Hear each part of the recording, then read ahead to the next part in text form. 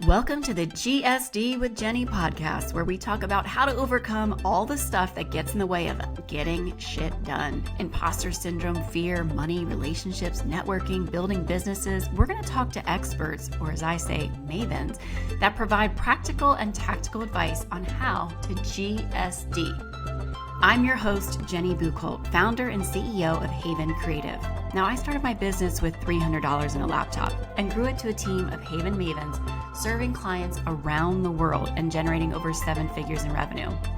We were named one of the fastest growing companies in Charlotte and 2024 Crowns of Enterprise Woman-Owned Business of the Year, and I'm incredibly proud of the success we've had and to be among the 1% of woman-owned advertising agencies in the country.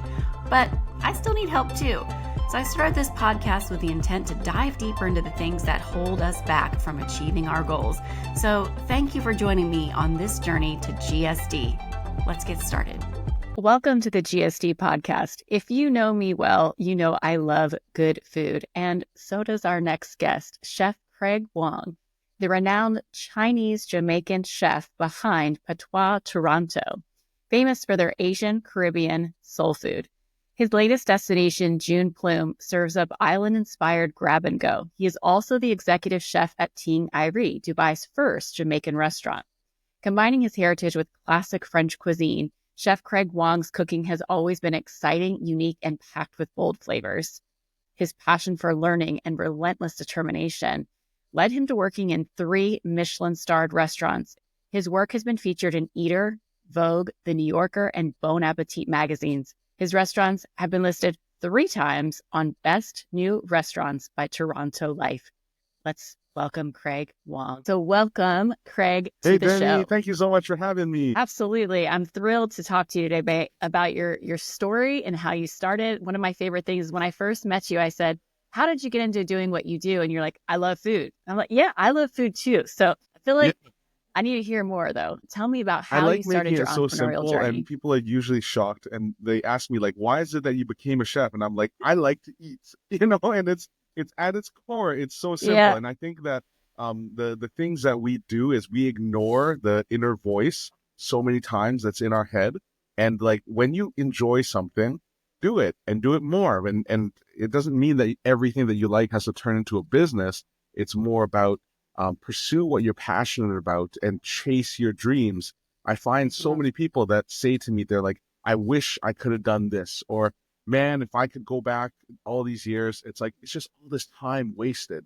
We waste so much time thinking in our heads and contemplating, and just fucking do it. Yes, but how did you just back to the real do it? question? So like my whole entrepreneurial journey, like I'm going like way back, and the reality is like I started it when I was like 8 years old, and I used to do competitive swimming, and I would travel to Indianapolis, and so I was 8 years old, and like we would go. This is back in the days where we would take turns. Like we would travel to Indianapolis, and then I would stay with like the parents of one of the swim team members. And like nowadays, like that's unheard of. But we did it back in those days. And like we would stay with a family that was on the Indianapolis team, and then we would swim and we would compete. And then the next year they would come to Toronto, and then they would swim and compete. And so my parents would drive down and they would meet us, and I would stay with them, and it was part of the experience. And then my dad would bring me back. But while I was there, we started doing like fireworks, and then he taught me about fireworks. My dad was an avid like Boy Scout, and what he did was he started to make his own fireworks. And so we're going on a big tangent, but it comes into But that sounds really dangerous. And then that's when he explained to me that he used to chip away at like little rocket engines, and he would get the gunpowder, and then he would make his own fireworks. And so we had this love of understanding what fireworks were. And then I started to bring bricks of fireworks back to Toronto. And it just so happens that there's no taxes on fireworks in Indianapolis. So when I was paying for about 2 or 3 cents a pack, I would sell for $2 in Toronto. And so I see where you're going. So that was your foray first into entrepreneurship, and I've been hooked ever since. And if I could make a 100 times markup on something, you better believe that the next time I was going to Indianapolis, every single time I'm smuggling some bricks of fireworks in with me. But it made me the most popular kid at school Heck because here I yeah. am with all these cherry bombs and fireworks. And Oh but my God. those are the times where I understood that you can take something that is like undervalued in one market, bring it to a brand new market, and it would be something totally different as well too. Something that the kids had never seen. Like everybody's saving up their nickels and dimes and giving me like this bag of change for a little pack of fireworks. Yeah. Meanwhile, they're dropping cherry bombs in bathrooms at What schools, they and it's do all with your it is fault. not my concern. I'm just a facilitator. Sure. Okay. Got it. So that Yeah. was the start of your entrepreneurial journey. 8-year-old Craig just selling fireworks. Got it. And then So after yeah, that, what was next? I started to work in my aunt's bakery. And so I was working about 12-hour shifts, Okay. from 6 a.m. to 6 p.m. And I was about maybe 11 years old when I started that. But I know. I was What? working on the weekends, and this is a family business, and she paid me. Wow. Like she paid me well, and she needed people that she could trust. And it instilled in me the hard Yeah. work, the ethics, and that's why to this day I still look for people with competitive sports on their resumes. Find that athletes, soldiers, people that like played football, and people that had that regimented discipline, especially when they were younger. And even people that like worked at places like McDonald's. Like I look for that on resumes, and they understand the fundamentals of regiment and discipline, and like the idea that we have to achieve more than just ourselves. And that's why I want to get my kids into more like team Mhm. sports as well too. Yeah. No, I agree. It's also taking care of other people and that team mentality. A lot of times, too, people that have this strong, like you said, work ethic, but that leadership skills I love and the that. grit and the resilience, Yeah. which is definitely part of being an entrepreneur, right? So, It was really when I started to cook professionally. And I think I started to do that when I was about 19, 20 years old. Actually, no, I was younger than that. okay. I was 18 years old. Yeah, I was 18 years old. And what I did was I was in high school. And as soon as I would finish high school at like 3:30 p.m., I would go and find myself something to go eat. And then I would start work at 4 p.m. and then I would work until about midnight. And I did this for free. I just went to the best restaurant that I could find. It was called Auberge du Pommier. It's in Toronto. It's like these two 18th century cottages that were put together and like brought like relocated from the country and like brought to downtown Toronto. Well, a little Wow. north of Toronto, but it was French cuisine that I hadn't seen and I hadn't grown up with. And like my parents were not very well off. Like we were kind of like, we're average income. Um, but I didn't get to go to restaurants like this. I didn't understand. It was very foreign to me, and it seemed like a foreign land, and it was very goofy, to be honest. And it had all this rituals that I didn't really understand. Like the chefs had to iron their chef hats, and the height of the chef hat dictated what position they were in the kitchen, and like yeah. I was wondering about They're that. Yeah, so those tall goofy and hats. they're so Okay. like Interesting. outdated and nobody wears that stuff Yes. anymore. And then like Yeah. the cooks like me are having like the little paper ones, and then it's the little things like you have to know Uh, how to fold it because if you don't fold it absolutely correctly, it stands outwards like this, and you can tell like those guys that don't know all the tips and the tricks. And I fell in love with that. I fell in love with the craft where like it was about how tight your neckerchief was without choking you. It was about how staunch your uniform was and like how tall your hat was and how crisp and everything. And how did you look after your shift? Because we all worked hard, but I noticed that all the best chefs were super clean at the end of their shifts. And like the sloppy ones were the ones with the dirty hands, wiping it on their aprons. They had the dull knives. oh, that's me. So it was all the little aspects of the craft that really struck me. And I Wow. knew at that point, I was like, this is something that I can invest the rest of my life into and I would never truly master. So that really drove me. I was a young kid. I didn't grow up like I wasn't a very good kid. I did okay at school. Um, school came easy to me. And like, once I started to cook professionally, I got straight A's. But, I was trying to sell stuff that I shouldn't have been selling. I was getting into fights, and I was skipping school, and I was having fun. And it came to me when I started to cook professionally that I just needed guidance. I needed somebody to follow that I really respected. Yeah. And I did not connect with teachers who were, regurgitating what was just in a book. That doesn't strike me. I was looking for a mentor. I was looking for somebody that I could really admire. And I found that in the kitchen. I found that, a juicy steak and the immediate gratification of delicious food that I could be proud of, and something that I could hit 1,000 goals in a single day. That to me was that drive that really got me into the food. And at the end of the day, I could taste it. It's not like I'm working for one project that we'll see if we're successful with it at the end of the year. Each day, all these little micro tasks and these micro goals that I was completing, that was very in line with what I was searching for. Yeah. That's pretty cool. And I when I was going through your bio, everything had these French cuisine backgrounds. So it sounds like you started off in that.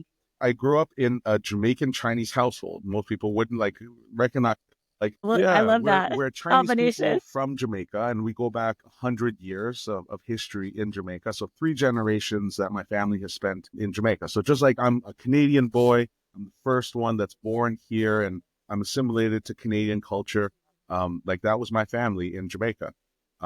So when it came time for me to go into cuisine, like it was like the late 90s, and all the top restaurants were either French or Italian. Like there was very little choice. There wasn't the plethora of types of cuisine that there are today. So you kind of had to pick a lane, and I chose to go into fine dining French cuisine. And at that time, there was no social media that was exposing restaurants, and people didn't have stuff that they were broadcasting. So everything that I had to learn was in books. And I picked up a book by a chef named Alain Ducasse. He's one of the most decorated, like Michelin-starred, decorated chefs in the world. And I picked up his book. I said, I'm going to go work for this guy. I would love to go and see what he does. Wow. And so that drove me to go and travel and live in France. And I had to work my way through the ranks, because you don't just go and work for him right away. You kind of have to go and work for somebody that he knows that can recommend you. And then you have to work for the next person, and then they'll recommend you. So there's no linear path to becoming a chef. And I love that about it as well, too. So I lived in France for a little over 3 years, got to work in Paris, in Lyon, and which I'm actually leaving to go to today. And then you're always on the move. It's the first time I'm going back to Lyon since 2005. So it's pretty much like 20 years since I've been there. Cool. So yeah, London and Lyon, that's our trip right now.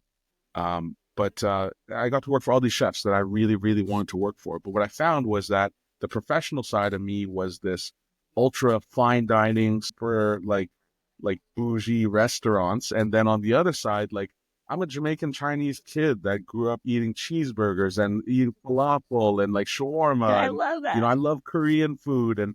And so like Patois, which is our restaurant that we opened in Toronto, is very much that expression of me finding my culture through the exploration of the foods that would drive me. And so it was as much about building a business as it was about me understanding who I am. And that was the first time that the intersection between like my professional life and my personal life really came together.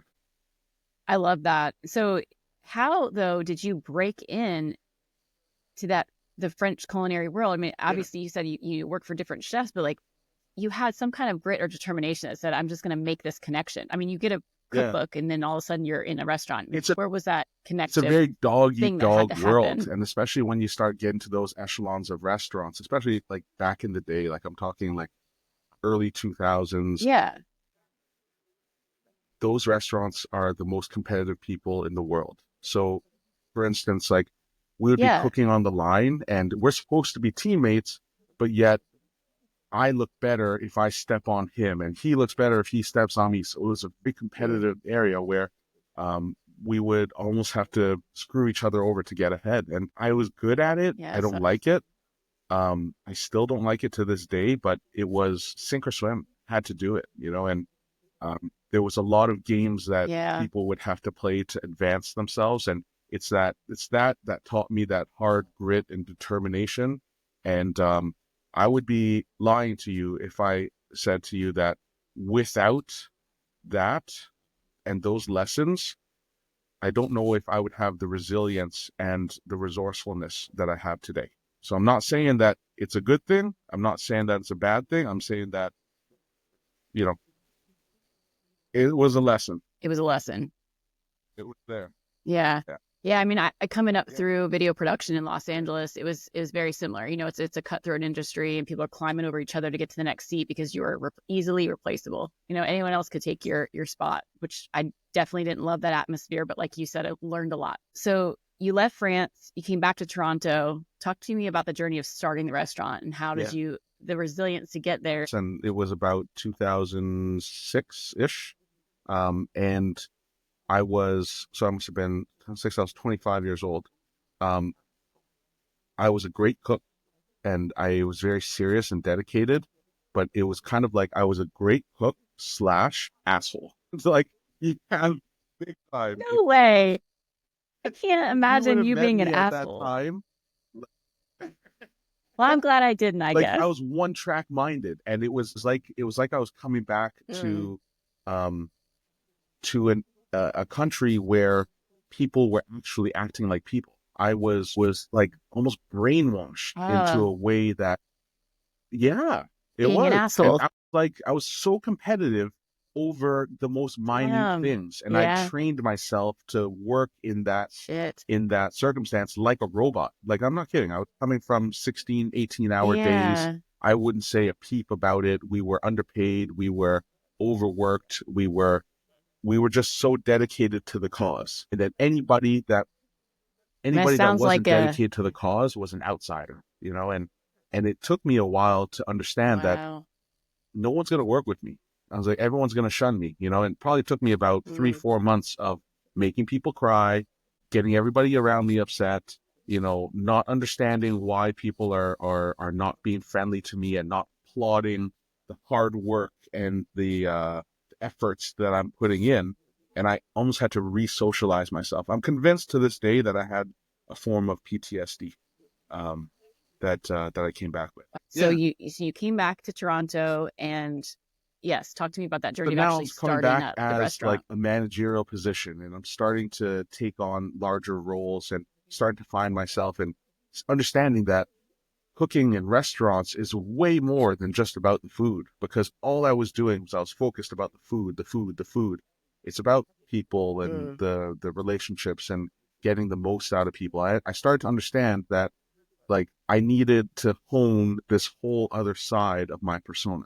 So I had the skills, I had the hands, but now I needed the brain, and I could actually get way more done with a solid foundation of guiding people, inspiring them, coaching them towards wanting to do more, as opposed to yelling and carrying on and having new people come in all the time because I have to retrain. And so it's the hardest part of restaurants is that the human factor and the human element and the way that people see things and the amount of hard work that and the time restrictions. It's funny because as a restaurateur, when everybody else is at leisure, that's our busiest times.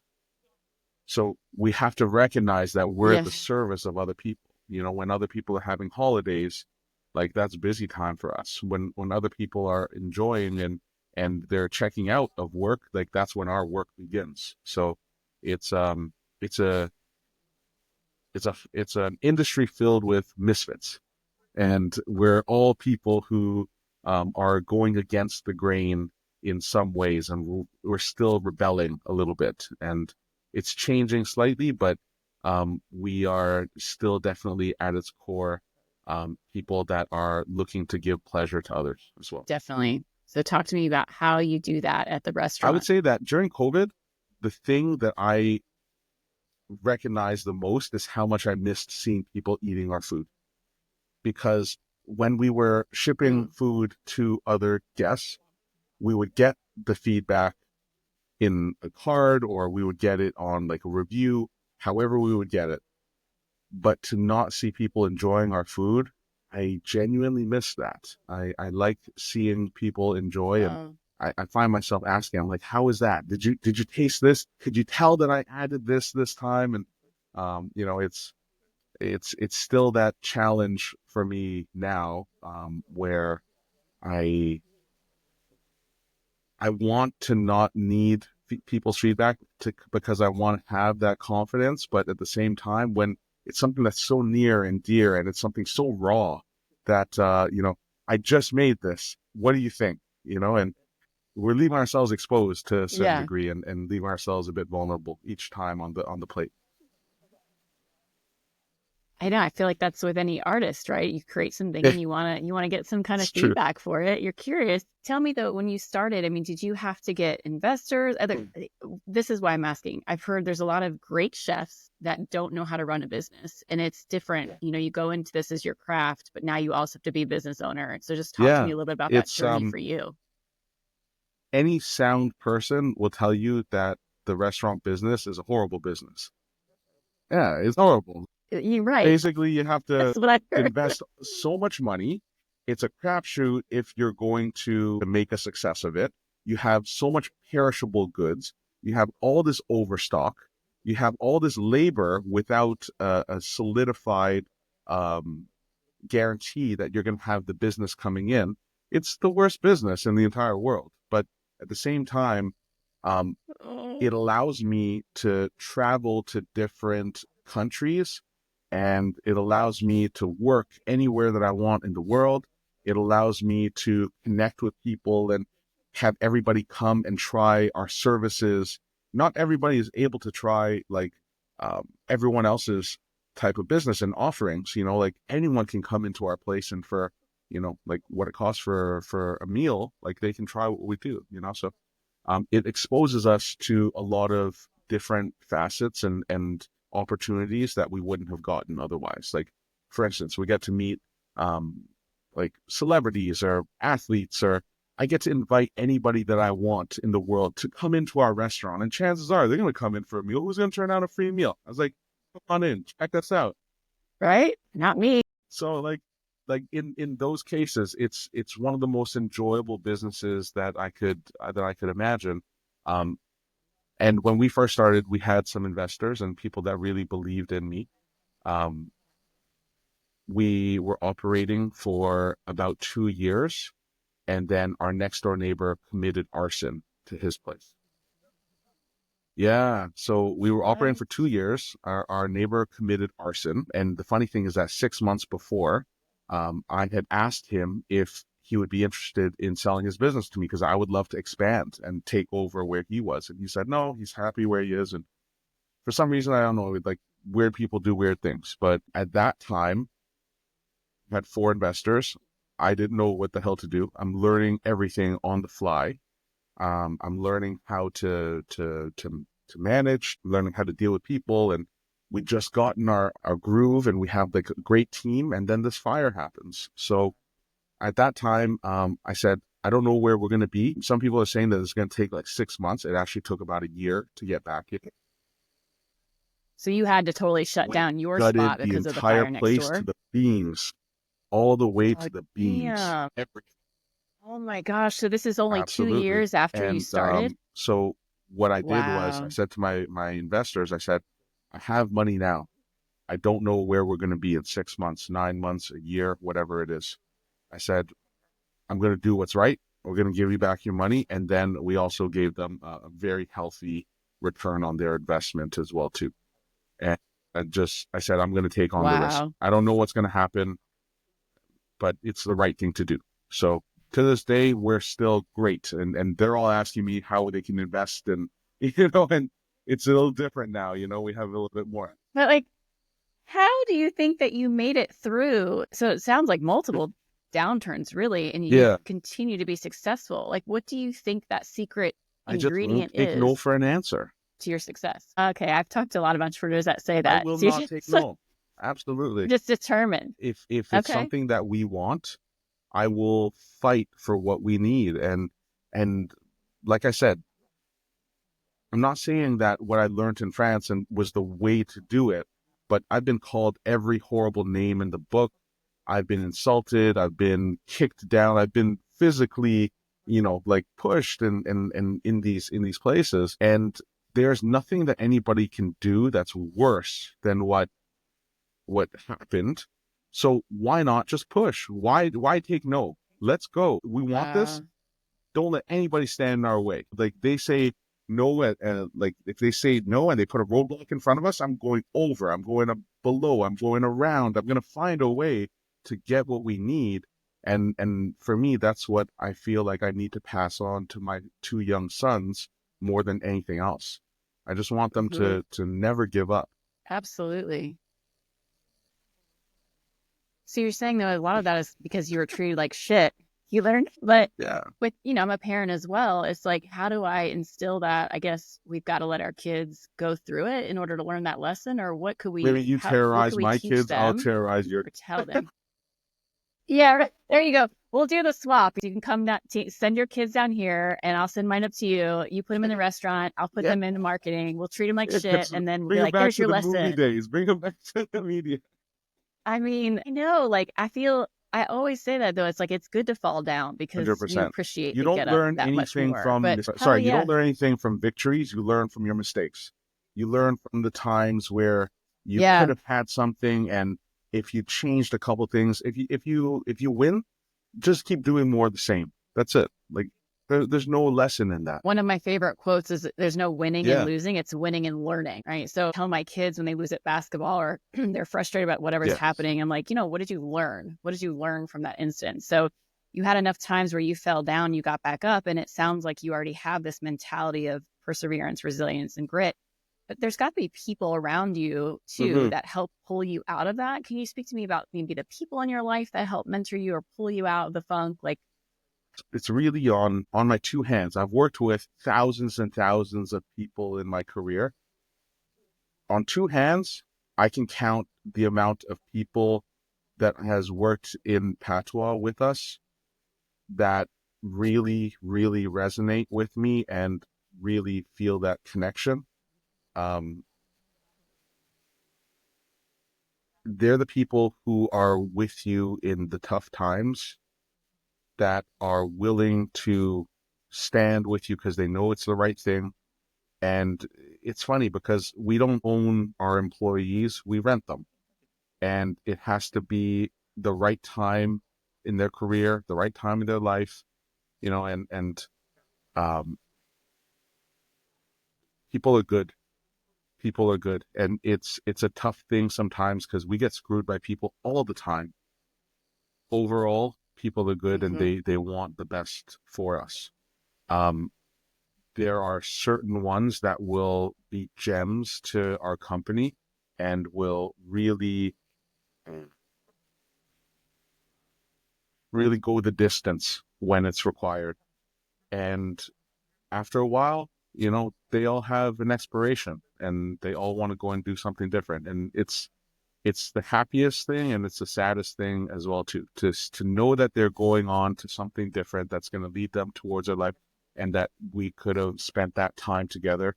It's a bit of a magical thing. It's a transaction, but it's also fortunate time to spend that quality with people as well too. And thinking back to it really brings that emotion to me as well too, because I know exactly who they are. And it's not people that were all in key positions as well too. Like one of them is my dishwasher. One of them is, like somebody that joined us as our assistant and grew in her career and I know she's going to be a freaking rock star.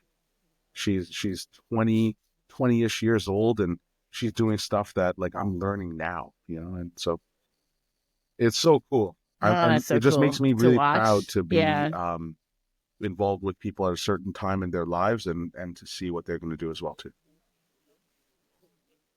Absolutely. And so what you're alluding to is that team culture that helped you get shit done. I think that going through downturns as a team together, we call it what you're in the trenches. Yes. When you go through Yes. some shit as a team and you come out the other side still as a team, you learn so much about each other and you become 100%. tighter Yes. as a team. Yeah. There's a special kind of crazy, right, to be an entrepreneur, to go like, I'm just going to keep getting kicked in the gut every day and keep going back and Like, doing there's it. times where I'm scrubbing out like It is dumpster not, bins in the back. Like I'm shoveling like crap to get in right? there. And, it's not what we portray, especially like on social media. Like it is not at all what I'm just showing you the pristine peak stuff. Like that's all that people see.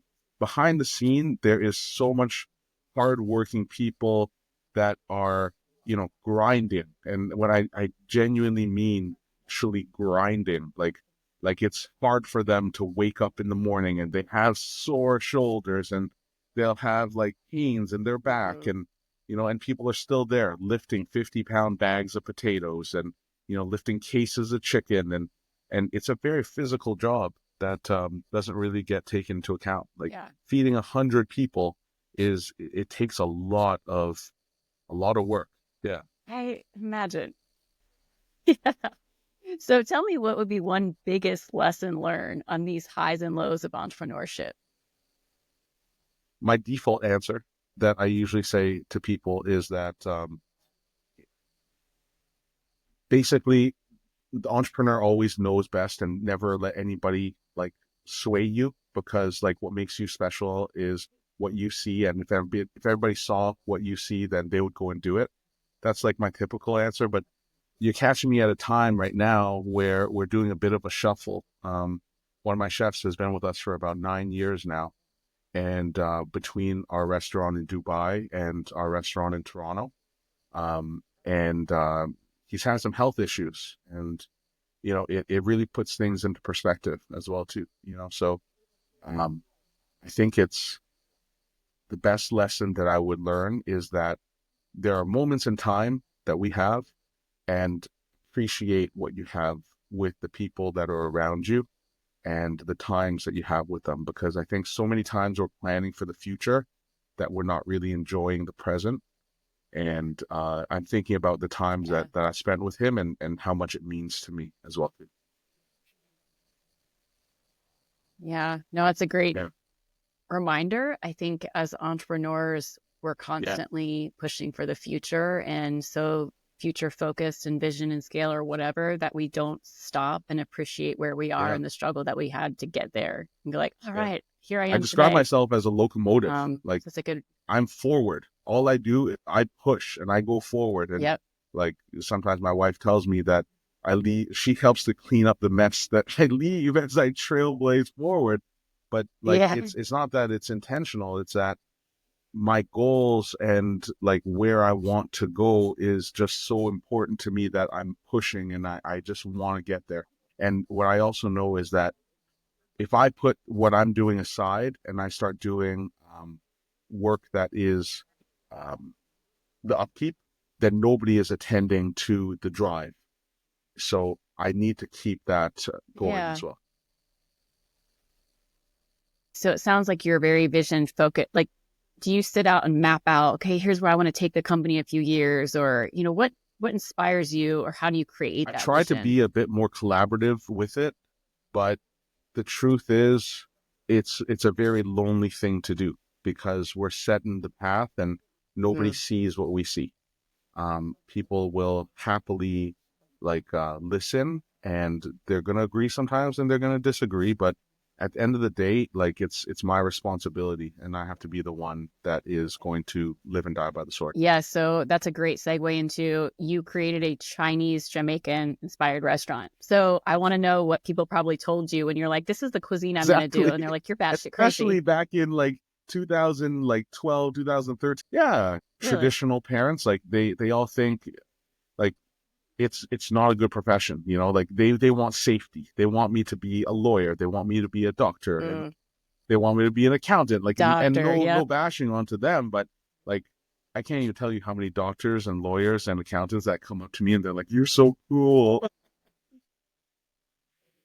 You did it for the cool factor.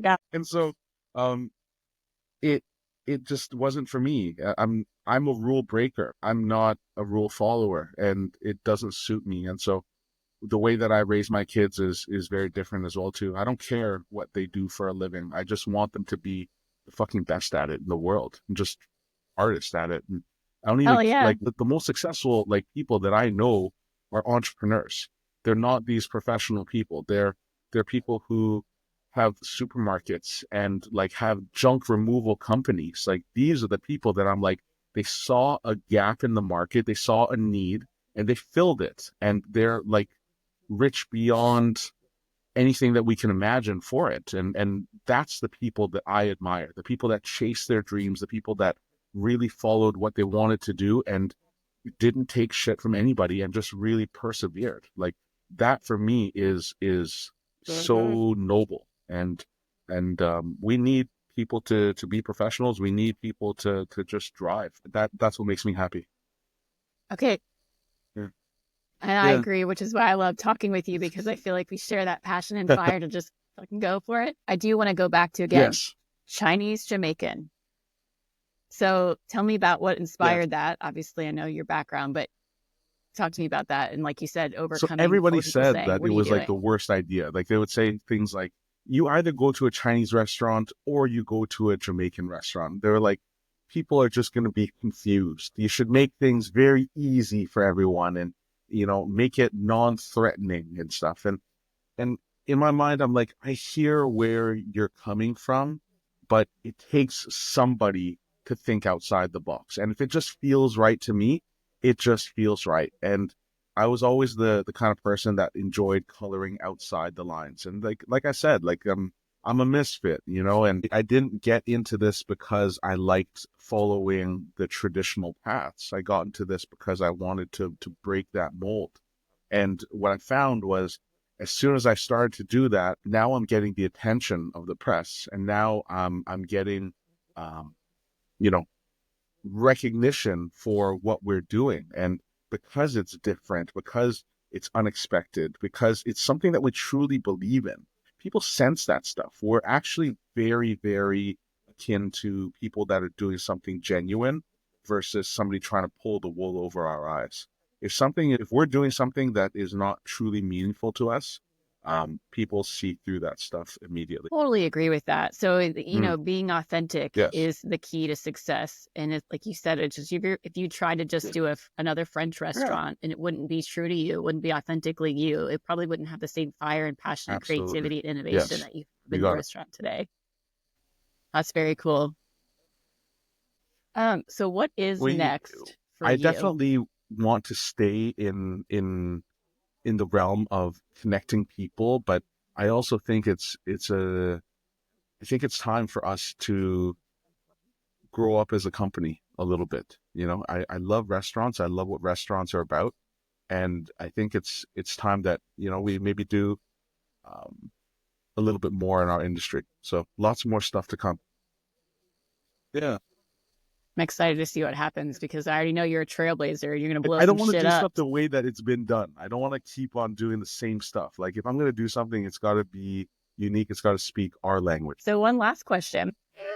Everyone has a hype song, you know, helps them get ready to get shit done. So for our playlist, what would your hype song be? It's funny because when I was thinking about that, I didn't know you were going to build a playlist. What I was thinking before was, I always remember, and I play this video back to myself. It's so cheesy. I'm embarrassing myself right now. No, it's good.